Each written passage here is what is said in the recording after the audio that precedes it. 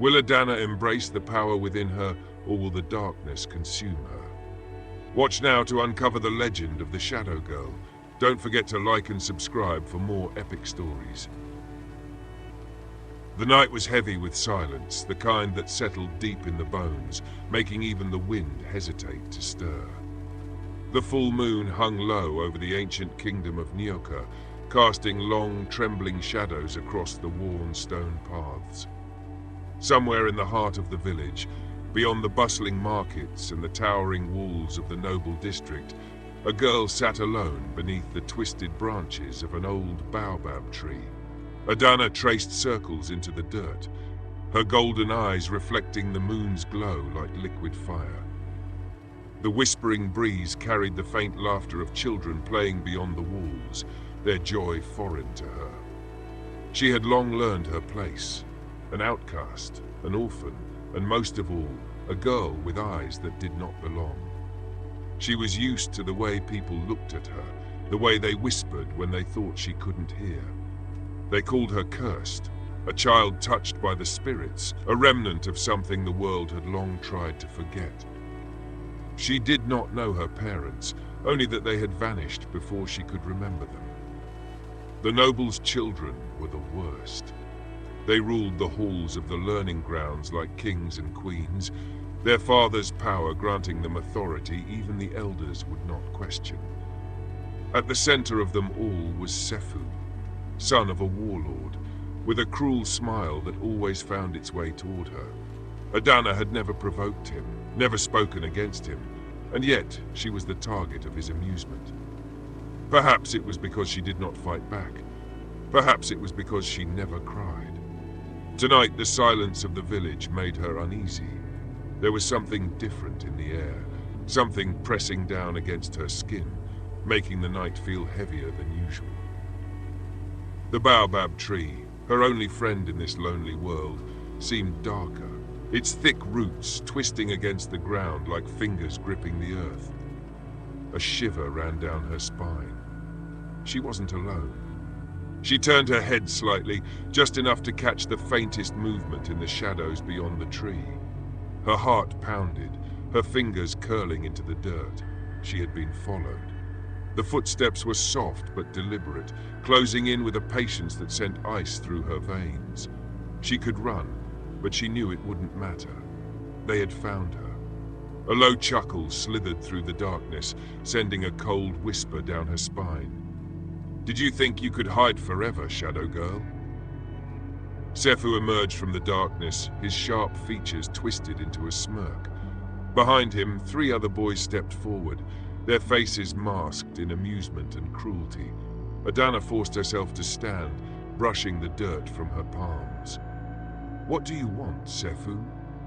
Her voice was steady, betraying none of the fear that clawed at her throat. He tilted his head, mockingly thoughtful. "You've been avoiding me." She said nothing. He took a step closer, his eyes gleaming with something unreadable. "You act as if you're above us, walking around with those cursed eyes, thinking you belong in the same halls as us." She clenched her fists. "I never said I belonged." Sefu laughed. "No, but you exist, and that, Shadow Girl, is an insult to all of us." One of the boys beside him stepped forward, cracking his knuckles. Maybe she needs to learn her place. Adanna took a step back, her heart hammering. "I don't want trouble." Sefu's smile widened. "But trouble always seems to find you, doesn't it?" Before she could react, he lunged. She tried to turn, tried to escape, but hands grabbed her arms, forcing her back. She struggled, but they were stronger, their laughter filling the night as they dragged her away from the tree, away from the village lights, into the abandoned ruins beyond the learning halls. The ruins were old, forgotten by time, their crumbling walls wrapped in vines and swallowed by the earth. No one dared to enter them, not because they were dangerous, but because of what they were. A graveyard of the past, a place where the whispers of the dead still lingered. Adanna's breath came in sharp gasps as they shoved her forward, her knees hitting the cold stone. She bit her lip, refusing to cry out. Sefu circled her like a predator, his expression one of pure satisfaction. I wonder what will happen if we leave you here, he mused. Will the spirits take you? Will they finally claim what should never have been allowed to live? His words were meant to scare her, but it wasn't his voice that sent a chill through her bones. It was the wind. It had changed. It no longer carried the warmth of the village, but something colder, something ancient. Then she heard it. The whispers, not from the boys, not from Sefu, from the ruins themselves. Low, curling voices slithering through the cracks in the stone, wrapping around her like invisible tendrils. They were watching. They had been watching her for a long time. Sefu and his friends didn't seem to notice. They only saw a girl, small and defenseless, kneeling before them. Adanna swallowed, her pulse quickening. The whispers grew louder, no longer just sounds but words. Daughter of the forgotten. She gasped. The blood remembers. Her fingers dug into the stone. Call us and we will answer. A cold shiver ran through her. She didn't know what it meant, but deep inside something stirred. Something that had always been there, waiting. Sefu sighed dramatically. You're not even begging. I expected more from a cursed girl. Adanna slowly lifted her head, her golden eyes burning against the darkness. You should leave, she said softly. Sefu's smirk faltered. What did you say? She exhaled, her breath curling like smoke in the cold air. You should leave, she repeated, her voice steadier, stronger. Sefu laughed, but it was nervous now, uncertain. And why would I do that? The whispers stopped. For the first time, the night was too quiet. Then, the shadows moved, the awakening, not with the wind, not with the flickering torches. They moved on their own. Sefu took a step back. What? The darkness behind him shifted, stretching, twisting. The boys turned, their faces draining of color. Figures emerged, half-formed, draped in night, their hollow eyes locked onto the ones who had disturbed their rest. The ruins were not empty. They had never been empty. Adanna rose to her feet. Her heart was still pounding, but the fear had changed. It was no longer fear of the bullies standing before her. It was fear of herself. The shadows obeyed her, and for the first time she understood. She was never alone. The night held its breath as the spirits moved, waiting for her command. Sefu, who had once walked with confidence, now stood frozen, his face pale. The shadows crept forward, their forms shifting with an eerie grace. What is this? Sefu stammered, his voice trembling. Adanna's golden eyes gleamed in the darkness as she turned towards him. This is what happens when you push a person too far. The spirits, dark, ethereal figures with hollow eyes, swirled around Sefu and his friends. The boys tried to run, but their bodies were rooted to the ground. Help us! Please, one of them cried, his voice high with terror. But Adanna only stood there, watching them with an almost indifferent expression. For the first time, she felt power surge within her, something ancient and deep, calling out from within her soul. She had always felt different, but now she understood what it was. She wasn't just a girl, she was a daughter of the ancient kingdom, and this was her heritage. With a flick of her hand, the shadows loosened their grip, and the boys were released. They fell to the ground, gasping for breath, their faces filled with dread. Go, Adanna whispered, and never return. Sefu, now shaken to his core, scrambled to his feet. Bus, you'll pay for this, Shadow Girl. You don't know what you've done. But before he could retreat further into the darkness, Adanna raised her hand. The shadows shifted and the wind howled, closing in on him. He froze. The boys around him screamed as they backed away, but Sefu was too proud to show his fear. Adanna's gaze hardened, her voice calm and resolute. I've done nothing but claim what was always mine. Don't mistake my silence for weakness. You may have tormented me, but the balance has shifted. The spirits, these ancient beings who had watched over the land for centuries, had been summoned by her, and they stood waiting for her command. With a final, sorrowful glance, she let the shadows dissipate, the spirits retreating into the night. The boys scrambled away, their eyes wide with fear, the darkness of the ruins lingering like a bad dream. Adanna stood still for a moment, her heart heavy with the weight of the power she had just discovered. The spirits, the shadows, they had recognized her, and she had recognized them. They were part of her. "Do not forget this night, Sefu," she whispered into the night. "I have no desire for revenge, but the next time you try to break me, remember that I will not stand alone." As the last of the whispers faded into the wind, Adanna made her way back to the baobab tree. The moon was higher now, casting its silver light across the village once more. But Adanna no longer felt like a shadow. She had discovered a truth about herself, a truth that had been buried for so long. She was not cursed, as the villagers had believed. She was the bearer of the forgotten bloodline, the one destined to walk the path of both light and shadow. And the world, though it did not know it yet, would soon learn of the true power of Adanna. The night seemed to stretch on forever, as Adanna stood beneath the baobab tree, the weight of everything she had learned sinking deep into her bones. The world around her was still, as though holding its breath, waiting for her next move. Her golden eyes glinted in the moonlight, no longer filled with uncertainty, but with purpose. She was not just the girl with cursed eyes.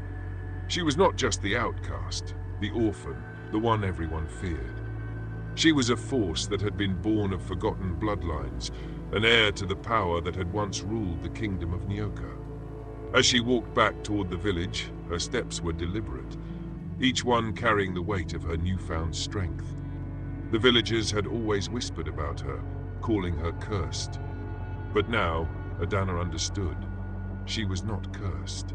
She was chosen, and her path was one only she could walk. The market square, once bustling with life and laughter, was eerily quiet when she arrived. The villagers who had once avoided her now eyed her with a mixture of fear and awe. The events of the night, the shadows, the spirits, her power, had spread like wildfire, and the people knew that something had shifted. Sefu, who had once made her the target of his cruel jokes, was nowhere to be seen. His absence spoke volumes. The once proud nobleman had been broken, his arrogance shattered by the raw force of Adanna's awakening. As she walked through the square, whispers filled the air. "Is that the shadow girl?" one woman asked, her voice trembling.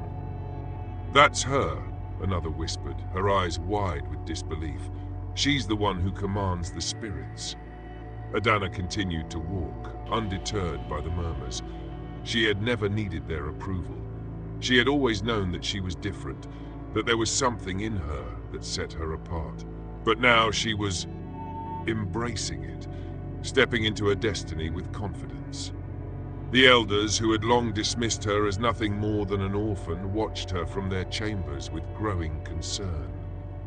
They had felt the change in the air, the way the night had responded to her call, and they feared what it meant for the future of the kingdom. It was then that the High Elder, a woman known for her wisdom and age, approached Adanna. Her old face was wrinkled with years of experience, and her eyes, though dim with age, held a knowing gleam. "You have changed, Adanna," the High Elder said, her voice soft but filled with authority. Adanna stopped and faced her. "I have," she replied, her voice steady. "I have claimed what was always mine." The High Elder studied her for a long moment, her gaze searching Adanna's eyes as though trying to find something that had been hidden. "Do you understand the power you wield?" she asked. "I do," Adanna answered, her eyes unwavering. "It is not a curse, it is my birthright." The High Elder's eyes softened. "Many are afraid of power, Adanna. They fear what they do not understand." "I am not afraid," Adanna said, "and I will not hide who I am any longer." A silence fell between them, thick with the weight of Adanna's words. The Elder nodded slowly. "You are no longer the child who wandered the streets seeking approval. You are a force that will shape this kingdom, for better or for worse." "I will shape it," Adanna said, her voice filled with resolve. "But I will not bring harm. I will bring balance." The High Elder gave a soft, almost imperceptible smile. "You are wise, Adanna. The balance you speak of is what this kingdom needs. The spirits you've awakened, the shadows that follow you, these forces will either protect Nyoka or bring it to its knees. It is up to you to choose how you will wield them. Adanna nodded. She understood the gravity of the decision before her.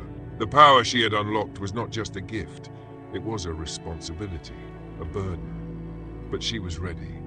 The elders had long ruled Nyoka, their power unquestioned, their influence unchallenged.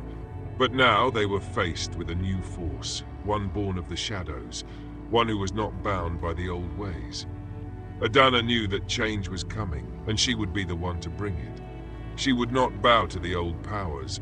She would not allow herself to be pushed into a corner again. She had stood alone for too long, and now the world would see what she was capable of. The whispers of the village followed her, but they were no longer filled with fear. Now they were filled with awe. The once dismissed girl had become something more. She had become the embodiment of Nyoka's future.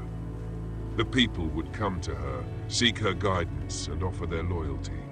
Those who had once feared her would now look to her as a leader, a protector, a queen in her own right. And Adanna? She would rise.